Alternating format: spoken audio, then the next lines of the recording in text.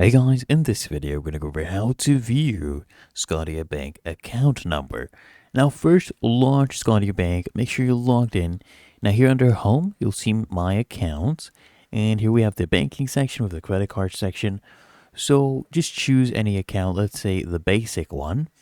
And from here, I want you to tap on manage, okay? At the top right, this gear call, tap here on manage, and you should see under details, your account number should be listed. Just click on this eye icon to reveal it. So this right here would be your Scotiabank account number. You could also click here on a direct deposit or void check info to view this. And then here you can see your account number, or you can open a void check, a random one. You can click on view and you see your account number there as well. Really that easy. If you found this helpful, make sure you smash that like button and subscribe to Quick Fix, and I'll see you in the next one.